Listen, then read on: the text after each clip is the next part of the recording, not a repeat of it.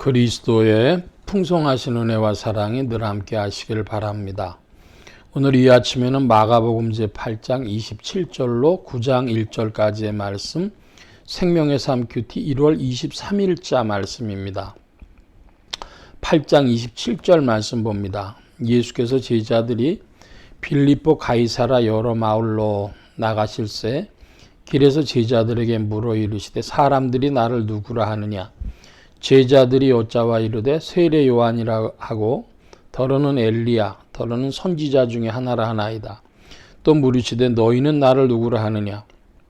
베드로가 대답하여 이르되 주는 그리스도 신이다 하매 이에 자기의 일을 아무에게도 말하지 말라 경고하시고 인자가 많은 고난을 받고 장로들과 대제사장들과 서기관들에게 버림받아 죽임을 당하고 사흘 만에 살아나야 할 것을 비로소 그들에게 가르치시되 드러내놓고 이 말씀을 하시니 베드로가 예수를 붙들고 항변하매 예수께서 돌이키사 제자들을 보시며 베드로를 꾸짖어 이르시되 사탄아 내 뒤로 물러가라. 내가 하나님의 일을 생각하지 아니하고 도리어 사람의 일을 생각하는도다 하시고, 먼저 32절까지의 말씀을 봅니다. 예수님에 대해서 사람들은 뭐라고 생각했는가? 그러면 세례 요한, 엘리야, 선지자 이렇게들 이야기했습니다. 그 세례 요한이 죽었다 살아난 것으로 헤롯이 생각할 정도로 사람들은 예수님하고 세례 요한을 그런 방식으로 생각했습니다. 엘리야도 이야기를 했는데 엘리야는 그 권능을 나타냈고 또 병거 타고 하늘에 올라간 엘리야이기 때문에 사람들은 엘리야 이야기도 했고 보아하니 선지자는 분명한 것 같다 이렇게 얘기를 했습니다. 그런데 베드로는 이제 너희는 나를 누구라 하느냐 하시는 말씀에 그리스도십니다. 이렇게 정답을 이야기했습니다. 예수님에 대해서 베드로가 정답을 이야기했음에도 불구하고 그 베드로가 모르는 것이 있었는데 그것은 인자가 고난을 받고 버림받고 죽임당하고 사흘 만에 살아나야 한다고 하는 것을 가르치십니다. 그런데 뭐라고 가르치셨다 그러냐 하면 31절에 비로소 그들에게 가르치셨다.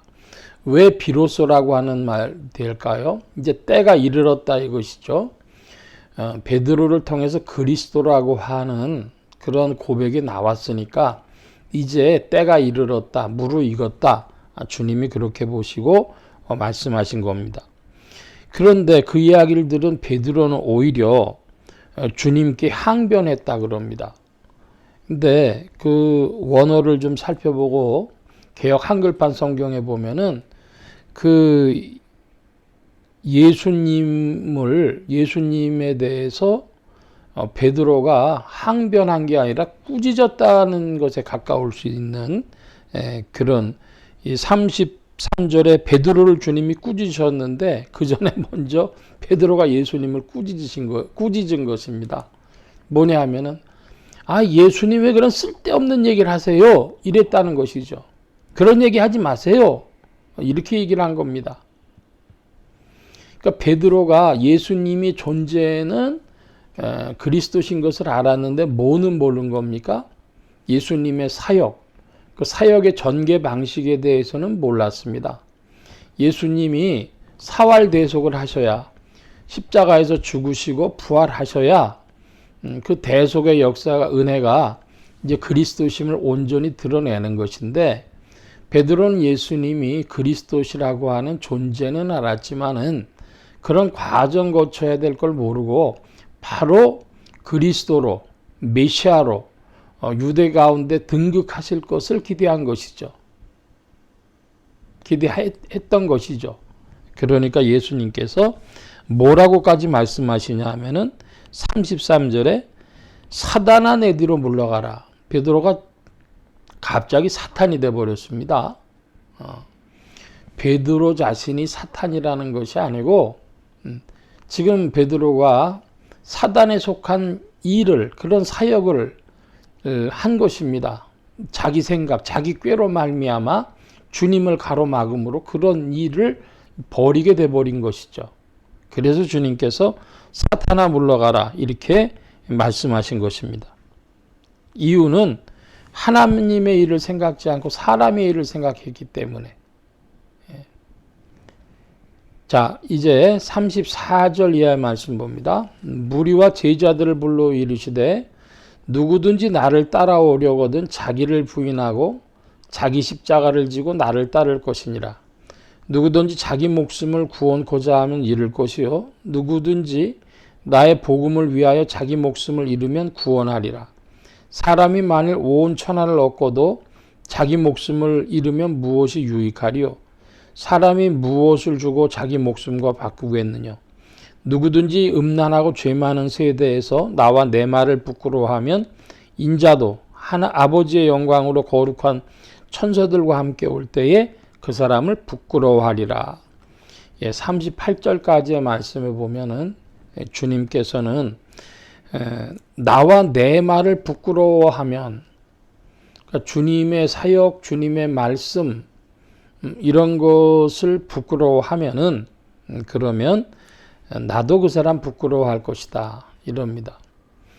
참 우리가 난감한 적이 있는데요. 요즘에는 그렇게 차이가 없겠습니다만은 1960년대 이제 한국에 서양 문화가 들어오면서 70년대쯤 되면은 아직도 서양 문화를 많이 경험해 보지 못한 시골 사람들과 서울에서 근대화 현대화돼 가는 사람들 사이에 문화 충돌이 조금 발생하게 됩니다.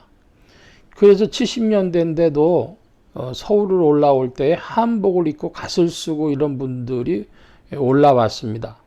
저도 어렸을 때 할아버님이 그 갓 쓰고 흰 두루마기 입고 이렇게 올라오셨는데 제가 이제 큰 손주라고 손잡고 걸어 다녔던 기억이 있습니다.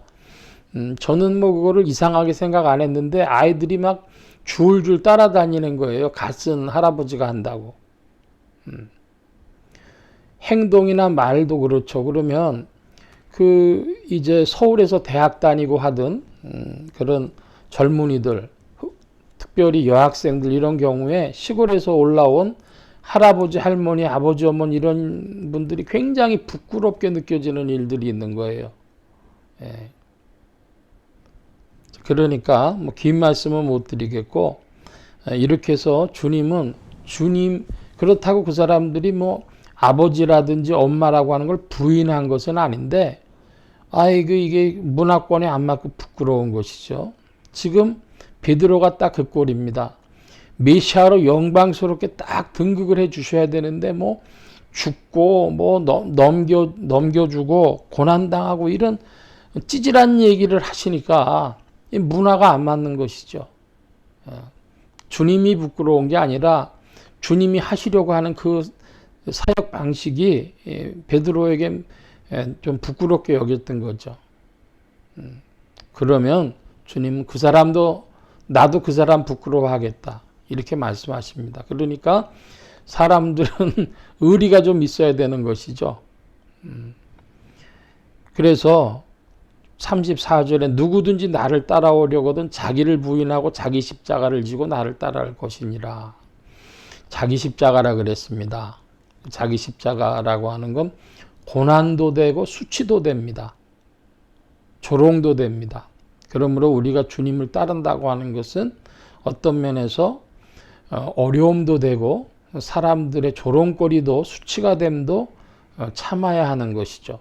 어떤 사람은 어려운 건 참는데 조롱이나 또 수치는 참지 못합니다. 어떤 분이 성경을 읽다가 울어요. 왜 그러나 그랬더니 예수님 십자가 지실 때 사람들이 이제 바리새인들이 유대인들이 와서 놀렸습니다. 야, 네가 그리스도면은 십자가에서 뛰어내려 봐라. 그걸 보다 운 이유는 내가 정말 주님이셨다 그러면 이것들이 진짜 그러고 뛰어내렸을 것 같더라는 거죠. 근데 주님이 그걸 참으셨다고 하는 걸 보면서 이분은 성경 보다가 울었어요. 그러니까 우리가 자기 십자가를 진다. 고난도 되고 조롱도 되고 수치도 된다. 오늘 우리가 진리를 따라 주님을 따라갈 때 받게 되는 것이 무엇인지 스스로 조금 자문해 봐야 할 것입니다. 7장 1절입니다. 또 그들에게 이르시되 내가 진실로 너희에게 이르노니 여기 서 있는 사람 중에 죽기 전에 하나님의 나라가 권능으로 임하는 것을 볼 자들도 있느니라 하시니라. 자, 죽기 전에 하나님 나라가 권능으로 임하는 걸 본다. 이것은 답부터 말씀드리면 변화산 사건을 말하는 것입니다. 제가 그 독일에 잠깐 공부하러 간 적이 있는데 거기서 철학하고 신학 공부하는 학생들이 성경 공부를 했는데 독일의 마인츠 대학이라는 데서 근데 그 교회 다니는 유학생들이 난리가 났어요. 이것이 그 하나님 나라의 권능으로 임하는 것 그것이 변화산에서 다 나타났느냐 아니냐 뭐 이런 거 가지고 했는데 성경학자들은 일반적으로 이것은 변화산 사건을 지적하는 것으로 봅니다. 저도 그렇게 동의를 합니다. 주님 뭐라고 말하셨냐면 여기 서 있는 사람 중에 죽기 전에 그랬습니다. 그러니까 여기 서 있는 사람 중에 죽기 전에 그걸 본 사람 하늘나라 영광 본 거 그거는 변화산 사건인데 하나님 나라가 권능으로 그게 임하느냐는 해석의 문제가 있어요. 그러나 그 주님의 옷이 하얗게 변화된 그 사건의 권능의 일부분을 나타내 주신 것이다. 이렇게 보죠. 그건 다음 말씀이니까 오늘 여기까지 보겠습니다. 기도합니다. 만복의 근원 되신 주님 함께해 주셔서 우리가 그리스도를 주로 고백하고 따를 때 자기 십자가를 지고 그 고난과 조롱과 수치를 감내하는 이들이 되어지도록 성령님 더욱 지도하시고 인도하옵소서.